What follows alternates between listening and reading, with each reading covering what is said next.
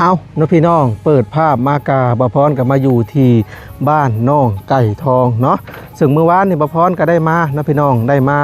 มอบเงินให้ทางน้องไก่ทองนะพี่น้อง 1,000 บาทเป็นเงินทางอ้ายโพน้อยอยู่ทางฝั่งไทยเนาะซึ่งสำหรับคลิปนี้กาบ่ได้มีมามอบอีกอย่างนะพี่น้องก็คือสิมาอัปเดตถามข่าวทั้งแม่น้องคือเก่าเนาะพี่น้องว่ามื้อนี้เพิ่นอยู่กับจักคนเนาะและก็ทั้งครอบครัวน้องไก่ทองนี่รู้สึกว่ามีข่าวดีนะพี่น้องในทีมงานของบ่าวพรนะก็คือจังหวะมีทั้งเบาล่านี่แหละเนาะมีทั้งเบาล่าเพิ่นว่ามีผู้ใหญ่ใจดีซอยซื้อข้าวซื้อน้ำซื้อเสื้อซื้อผ้ายังประมาณนี้แหละนะพี่น้องเนาะซึ่งพรุ่งนี้หรือว่ามื้ออื่นเนาะเพิ่นว่าสิทำการซื้อให้นะพี่น้องก็ยินดีนำลายเนาะทางครอบครัวน้องไก่ทองนะพี่น้อง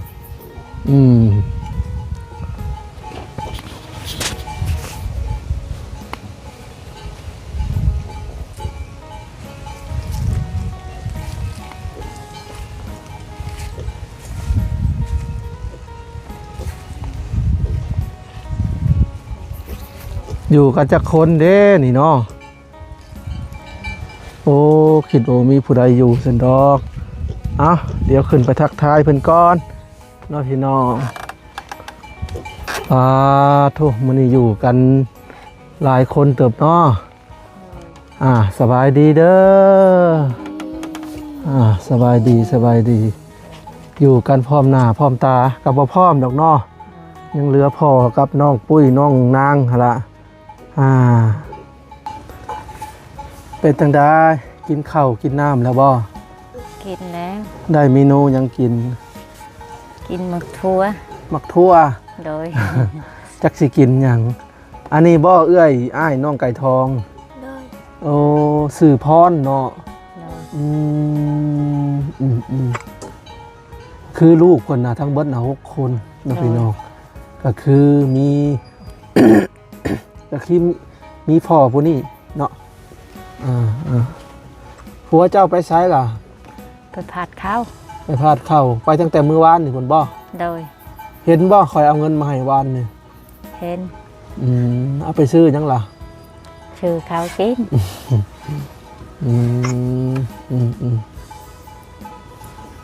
ลูกชายนี่2โดยผู้หญิงนี่4โดยโอ้6คนแต่ว่าน้องพรนี่ได้เข้าบ่โรงเรียนบ่ได้เข้าโดยสรุปลูกแต่ละคนน่ะบ่มีไผเข้าเลยบ่น่าเสียดายหลายบ่มีไผเข้าเลยเพื่อนางเสียดายอนาคตก็บ่ได้เข้าคือเสียดายเพิ่นบ่เป็นหนังสือหั่นล่ะ เป็นได้ก็คือว่าได้ยินเรื่องราวที่บ่ล่ามาสอบถามมาที่ไปที่มาจังได้มาอยู่นี่ลองเล่าให้ฟังเนี่ยตั้งแต่เริ่มต้นที่ได้เห็นจากคลิปเบาล่านั่นดอกแต่ก่อนตะกี้นะเจ้านะยังก็ถึกแม่ให้บังคับแต่งงานกับคนพิการซั่นบ่โดยเพิ่นเป็นยังผัวคนแรกเจ้านะผัวคนแรกค่อยสิว่าให้เจ้าฟังนะค่อยบ่อยากเอา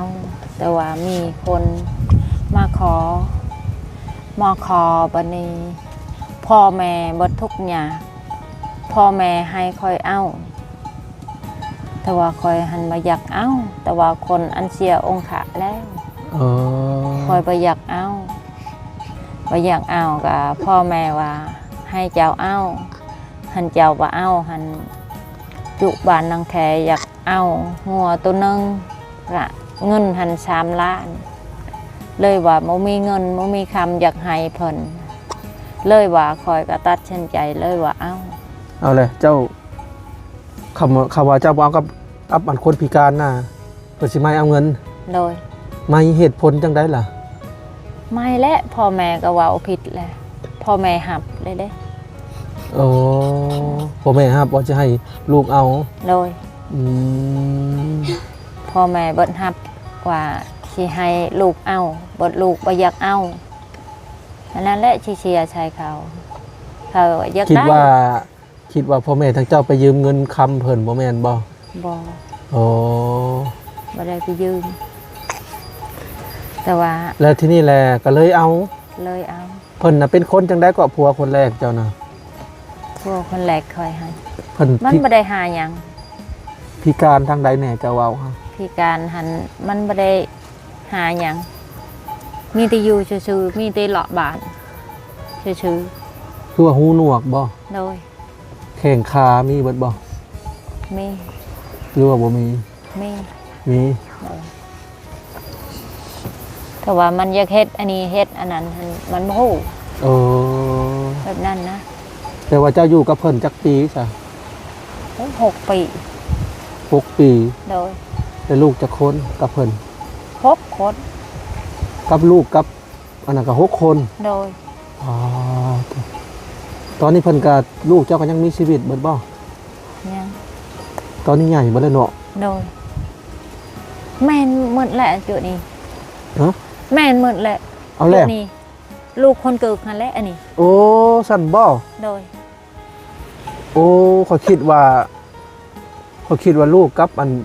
พ่อเพิ่นที่นั่งเกลือหมูเมื่อวันก่อนบ่แม่นเนาะ บ่ แต่ว่ามาเอากับเพิ่นนี่ยังบ่ทันมีลูกบ่ บ่ได้เอาลูกเลยคอยไปอยากได้ โอ้ก็มีแต่ว่า คันใดล้ก็ทรมาน มีแต่ว่าลูกมาแต่กับอันคนเกิงนั้น โดย น้องไก่ทงไก่ทองนี่แม่นเบิดบ่ แม่นหมด เอาแลเฮาก็ฮู้ความจริงในพี่น้องบัดนี้ เว้าความ และที่นี่ล่ะพ่อทั้งน้องไก่ทองยังมีชีวิตอยู่บ่ ยัง เราก็ยังเป็นใบ้คือเก่า โดย เราบ่มาเยี่ยมยามทางเพิ่นบ่ บ่บ่ได้ไป เราอยู่บ้านไหนนะ อยู่บ้านนางแค อืม บ้านน้องแค บ้านน้องแค่ โดย ก็ลืมบางแค่นะบ่ โดย โอ้สันบ่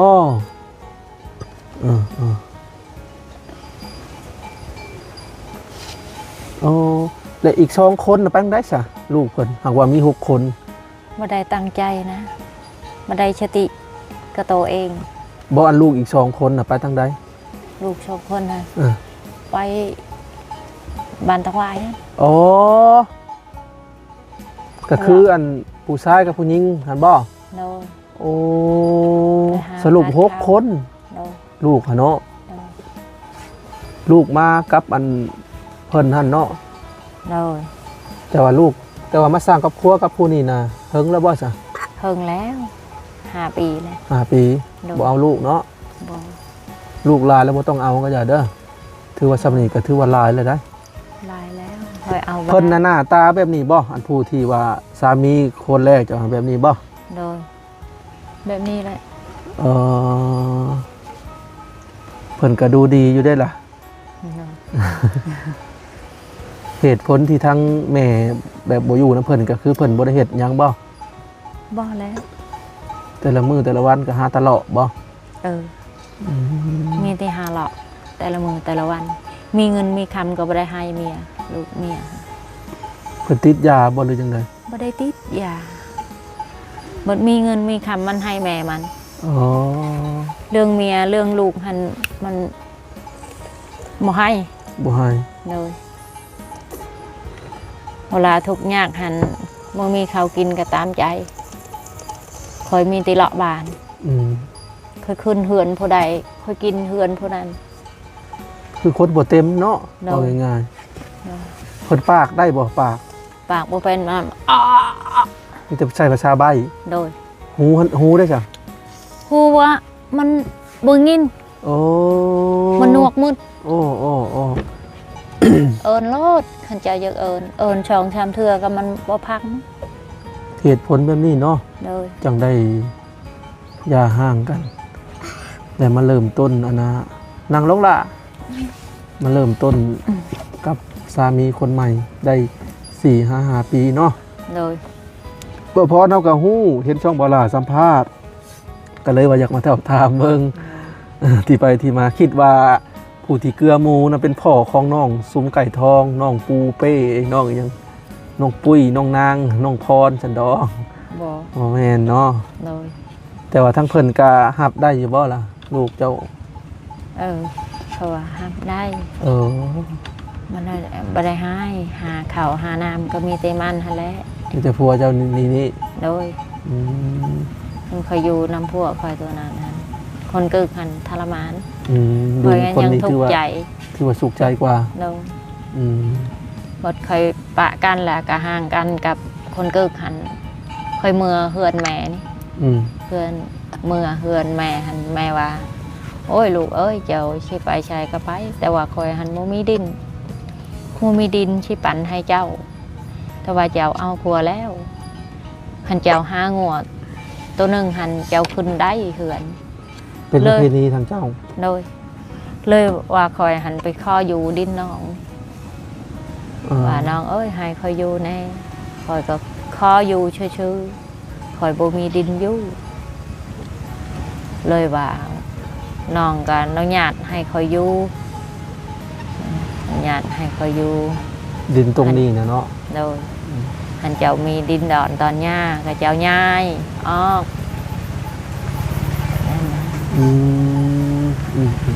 ก็คือเป็นประเพณีของเพิ่นได้พี่น้องเอ้ยถ้าว่าผู้หญิงนี่ถ้าว่าไปอยู่น้ำพัวแล้วถ้ากลับมานี่ต้องเฮ็ดพิธีบ่จักสิอยู่เฮือนกกได้แม่นบ่จักสิอยู่เฮือนแม่ได้อยู่เฮือนแม่บ่ได้คล้ายก็คือเคสของแม่น้องนันนาน่ะพี่น้องไปอยู่น้ำพัวเฮิงแล้วมาแล้วเพิ่นก็บ่อยากให้อยู่เฮือนมูลเพิ่นบางเพิ่นก็ไล่หนีแบบคล้ายๆแบบนั้นแหละเนาะพี่น้องแต่เจ้าก็เลยมาคอดินนั่นนี่อยู่เนาะอยู่นี่ประมาณ 2-3 ปีเนาะส่วนเฮือนนี่มั่งมาแต่พุ่นบ่ได้ยินข่าวว่าโดยค่อยมางแต่พุ่นแล้วมั่งมาแต่บ้านอันผัวคนแรกพุ่นบ่มางแต่เฮือนแม่มาเฮ็ดนี่ได้โดยตอนค่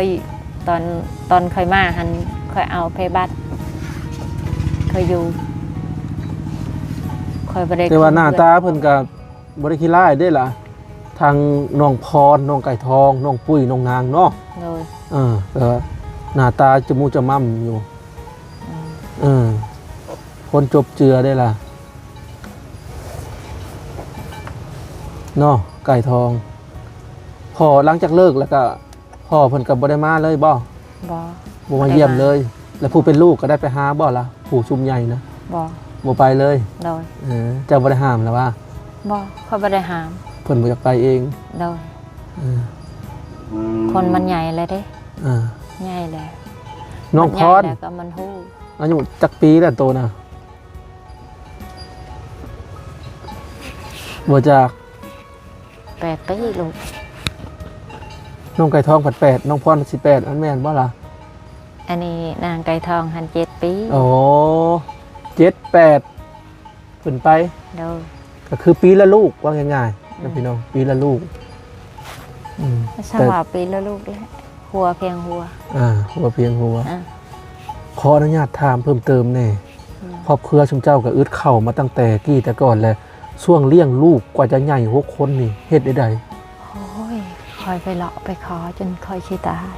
คอยเอาผัวคนเกิดบ้านอันนั้นบ้านน้องแค่ค่ะอันนั้นแหละโมเมนต์คอยอยากปะผัวคอยก็โชว์บ่ไหวแบบใดบ่ไหวยันอึดอยากนั่นแหละข้าวน้ำบดผัวไปขึ้นเฮือนอันนี้ก็ค่อยกินเถื่อไปได้เมื่อเฮือนนอนเลยเลาะในบ้านแบบนั้นก็คือเลาะไปเฮือนไผเฮือนของไผแล้วก็ขึ้นกินข้าวแล้วก็ไปเลยบ่ได้สนใจน้ำลูกเมียโอ้มันเฮ็ดแบบมึงเนี่ยพี่น้องเนาะความถูกผู้เป็นแม่นี่ก็ลูก6 คนแถมอึดข้าวอึดน้ำจนเพิ่นเลี้ยงใหญ่ปัจจุบันนี่เจ้าก็แบบคือสิแบบถูกทรมานแฮงบ่ถูกทรมานแฮงกว่าจะลูกจะใหญ่จะมีได้โธ่แม่นี่คือจะกินข้าวบ่อิ่มบ่เคยกินโมเมนต์เคยบ่กินข้าวเคยกินค่ะแต่ก็ให้ลูกหลายกว่าเคยขุดอีตอนลูกเคยบ่ได้กินเคยกินน้อยเดียวก็พอเคยมีแต่จงไว้ลูกยานลูกไปใหญ่แห้งลำบากใจโอ้นอนเลยรับแล้วผู้เป็นหลานเพิ่นให้เพิ่นนอนนั่นละบ่เป็นหยังดอก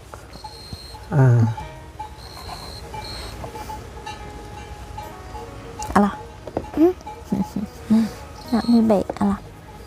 ป้าโตเจ้าก็ถือว่าสู่ซนมาหลีเนาะลูกจนใหญ่เบิดคู่คนแถมลูกใหญ่แล้วบัดลูกชายบัดยังเอาหลานมาให้เลี้ยงอีกเจ้าก็จักสิว่าได้เนาะจักสิว่าได้ อันนี้ก็หลานโมเมนหลานโมเมนลูกคอย ลูกอันนั้นลูกไผ่คอยเขาปะกับผัว เอาแล้วปะกับผัว โดย ปะกับอันลูกชายเจ้า บอปะกับผู้อื่นปะกับผู้อื่นบัดนี้ปะกับผู้อื่นบัดนี้ไปเอาลูกคอย อ๋อว่าง่ายก็คือเมียลูกชายเจ้าหา โดย เคยมีผัวมาก่อน โดย แล้วก็เลิกกันแล้วก็มีลูกติดมานำ โดย แล้วเจ้าก็อาศัยเป็นเลี้ยงอีก อืม เอาแล้วพี่น้อง อันนี้แหละว่าจะอยากทรมาน เลี้ยงลูกคนอื่นอีก โดย อ๋อจักสิว่าจังไดเนาะแล้วเจ้าเพิ่นให้เจ้าเลี้ยงบ่หรือว่าเจ้าอยากเลี้ยงเอง อยากเลี้ยงเองแหล้วก็ว่ายังอันนี้ยังมันไปยังเอาไปหาผัดเขาน้ำเขา ก็คือเพิ่นมาพากไว้ชั่วคราวบ่ โดย บ่ได้เลี้ยงตลอดแล้วว่า โดย คือพากไว้ชั่วคราวช่วงอันเกี่ยวข้าวนี่ อืม อืมแม่นบ่ผู้ที่มาส่งพื้นเมื่อวานนี่นะ โดยแม่นแหละอันนั้นลูกไฟแหละ ลูกไผ่กับลูกชาย โดย ลูกชายน่ะไปสู่เมียเนาะ โดย เมื่อวานเห็นเพิ่นมาส่งพื้นให้แม่เนาะพี่น้องเพิ่นขับรถ คน อีแต๊ น้าก ชายเขาชานแน่เขามาส่ง อืม แม่เอ้ยเจ้าบ่มีข้าวกินคอยก็เลาะไปหาผัดข้าวหันเอาข้าวก้อน เลยว่าไปชีได้ปิดเดียวสอบเดียวก็แบ่งกัน ๆเพิ่นเอามาให้ซำใดเครื่องกระสอบนี่บ่ เพราะว่าอันนี้เคยชื่อก็เงินก็เจ้าให้หันแห อ๋ ละ อนี่เด่นเนาะพี่น้องเนาะเพิ่นก็แบ่งซื้อนี่ประมาณจักแสนซำนี่3บ่ ชักแรกชื่อบ่ได้ข้าวสารบ่ได้ชื่อข้าวสาร โอ้ซื้อเป็นกระปุกแล้วไปสี โดยยังสอง เมื่อวานนี่เห็นอยู่ข่อยว่าผู้ใดเด้มาส่งพื้นให้ข่อยก็เดาอยู่ดอกว่าเพราะว่าข่อยก็เคยได้ยินเจ้าเว้าว่ามีลูกชายเอาเมียอยู่บ้านตั้งวายอีหยังประมาณไปสู่เมียเนาะปกติเขตแถวเจ้าน่ะจะเอาเมียมาเฮือนแต่แล้วทีนี้ครอบครัวจะมันทุกข์ยากอีหลีเนาะแล้วก็เลยให้ลูกชายไปสู่เมียเนาะพี่น้องอ่านเป็นได้เฮือนซานทางเมียเพิ่นก็พออยู่พอกินใครกว่าครอบครัวเจ้าอยู่บ่ พออยู่พอกิน เพิ่นก็มีรถอีแตนแม่นบ่ โดย นี่เด็กเพิ่นก็ได้แก่พื้นมาให้แม่เนาะพี่น้องอยู่ตารางหั่นแหละเนาะ มีรถมีล่างหั่นแหละเขื่อนเพิ่นฮะ ก็เพราะใครกว่าเจ้าหลายเท่าเนาะ โดย ให้น้าเพิ่นได้ซะ นาก็คอยบ่มีนาก็เขามีแต่ว่าคอยหันบ่มี หมายถึงว่าน้าทั้งลูกไผ่เนี่ยเพิ่นก็มีอยู่มีกินอยู่แล้วว่าเรื่องข้าวน้ำซ้ำปลา โดยมีกินอยู่ อืม มีกินละบา น้องพรยังบ่ได้เข้าโรงเรียน ยัง สรุปแล้วลูกแต่ละคนน่ะบ่มีใครเข้าโรงเรียนเลย โดย โอ้พี่น้องเอ้ย บ่มีเขาเลย ถ้าว่ามีผู้ใหญ่จะสนับสนุนเรื่องเข้าโรงเรียนสิไปบ่น้องพรน้องไก่ทอง ไปบ่ถ้าว่ามีผู้ใหญ่สนับสนุนเรื่องให้เข้าโรงเรียนนี่เริ่มเข้าป .1 ทั้งสองคนนี่ส่วนน้องปุ้ยน้องยังน่ะเพิ่นใหญ่แล้วอายุ15-16 ปีเพิ่นก็น่าจะบ่ได้เข้าแล้วเนาะ โดย แต่ว่าให้ซุ่มน้อยนี่เข้าน่าเสียดายเด้ภาษาพื้นฐานก็บ่เป็น โดย แต่ใจก็จะให้เป็นภาษาพื้นฐานในจบป .5 อ่านภาษาพื้นฐานออกก็ถือว่าโอเคแล้วล่ะอันนี้เป็นคนกึกเลยได้อเนาะ โดย โอ้อ่านยังก็บ่เป็นแหละถ้าเป็นภาษาลาวเก่งๆภาษาพื้นฐานนี่อ่านภาษาไทยก็ได้ ถ้าเรามีโทรศัพท์นั่นนี่8 ปีเนาะน้องพรเนาะ โดย 8น้องไก่ทอง7แล้วก็น้องนาง14บ่หรือ15 ทางนาง15ปี น้องปุ้ย16 16ปี และอ้ายน้องปุ้ยจักปี ไอ้น้องปุยก็อยากนะ 19สาวฮอดบ่ คอยลืมแล้ว ประมาณ18เนาะ17 ประมาณ เอื้อยน้องปุ้ยอีกจักปี17ผู้เป็นอ้ายน่าจะ19 โดย 18 59เพราะว่าเพิ่นเอาปีละลูกเด้เพอสมัยก่อนบ่มียาคุมแม่นบ่ โดย หรือว่าตั้งใจเอาลูก โมเมนต์ตั้งใจเอาลูกแต่ว่านี้คอยบ่ทุกข์ยากกะทรมานย้อนเลี้ยงลูกคอยบ่ได้ตั้งสติว่าอยากกินยาคุ้ม แต่ว่าคือบ่กินล่ะเหตุ บ่ ผ ได้ ล กินคิดว่าบ่อยากได้ ยาคุมบ่มีบ่ช่วงนั้น มียาคุ้ม แต่บ่มี ถึง เงิน บ่มีเงินมีคำอยากซื้อ แต่บ่ เลย มี ว่าอยู่ เออ ทุกข์ยากมีแต่เลาะไปขอเขา เออ ไปขอเขามีแต่ไปขอเขาเลยบ่มีเวลาว่าอยากชื่อกินอันนี้กินอันนั้นบ่มีเวลาเลย เลาะคอเข่าตะลอนไปหมู่บ้านนั่นบ้านนี้ไปคอด้วยปากเป่าซึ่งสมัยนี้บ่พรก็ยังเห็นอยู่เนาะพี่น้องที่อันคนบ้านอื่นที่เขาเจ้าอึดเข่าแล้วเขาเจ้าพายธงยามแล้วก็เลาะคอเข่าแน่แต่ละเฮือนสมัยก่อนจะเป็นแบบนั้นเนาะแล้วเฮือนใจดีก็ให้ลายเฮือนได้ใจบ่ดีเพิ่นก็ให้น้อยโดย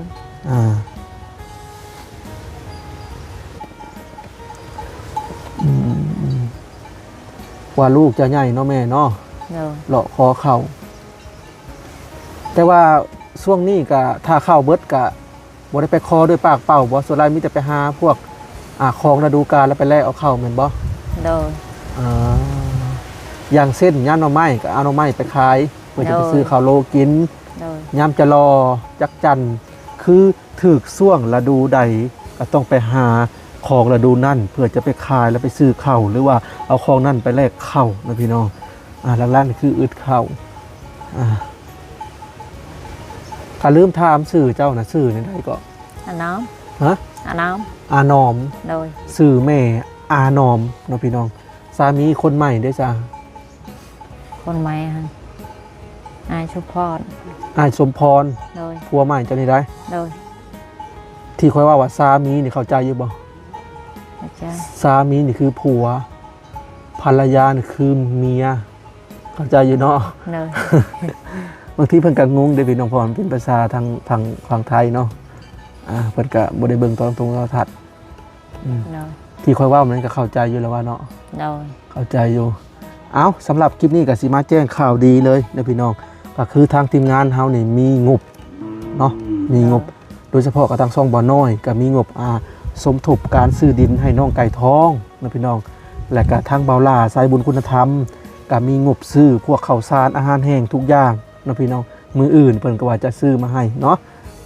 ซึ่งก็ว่าเป็นข่าวดีเลยแต่ว่าทั้งเจ้าก็ได้ฮู้บ่ได้ว่าเพิ่นได้มาแจ้งเจ้าแล้วบ่น้อยก็มาแจ้งแล้วเรื่องการซื้อที่ดินนี่ได้แล้วก็ทั้งเบาล่าเด้ฮู้แล้วมืออื่นเพิ่นสิแก้มาให้เด้อยินดีหลายๆแต่ว่าที่เนื้อที่ดินนั่นนี่นะแต่ว่าทั้งบ่น้อยว่าคือจะว่าเจ้าของที่ดินเป็นบ่ได้ขายบ่เราบ่ให้เราบอกแล้วค่อยเอ้ยท่านเจ้าอยากได้ดินท่านค่อยบ่ขายเราบ่ขายเลยแค่ไว้ให้ลูกให้หลานค่อยแล้วที่นี่แลเจ้าก็ยอมค่อยก็ยอมเจ้าแล้วค่อยบ่ได้ขายแล้วเงินค่อยบ่ให้ค่อยแช่ไว้ให้ลูกหลานค่อยเพิ่นบ่ขายแล้วเราเป็นดินเศษเสี้ยวตัวนี้เนาะก็มีแต่ว่าถ้าว่ามีผู้ใจดีช่วยสมทบเข้ามาก็ถ้าซุมเฮาก็สิไปซื้อให้บนอื่นสมมุติว่ามีงบเด้ออยู่บนอื่นก็ได้บ่ได้เพิ่นบ่ได้ไกลเขาบ่ได้ไกลบริเวณแถวนี้เนาะเจ้าก็ลองถามเบิ่งยันว่ามีแถวนี่แถวใดบ่ได้ซื้อลมเฮือนจัก15 × 15นี่นะสมมุติว่าแต่ว่าทั้งบ่น้อยเพิ่นก็ว่ามีงบเข้ามา2 ล้านพี่น้องก็ยังบ่พอง่ายดอกเนาะดินนี่ขั้นต่ำนี่10 ล้านขึ้นไปนะพี่น้องแต่ว่าน้องลินดากัญญาเนี่ยเพิ่นก็โชคดีเนาะโชคดีที่แบบว่าเจ้าของที่ดินแบบอนุโลมมาลดครึ่งนึงจาก15 ล้านเหลือ8 ล้านเนาะ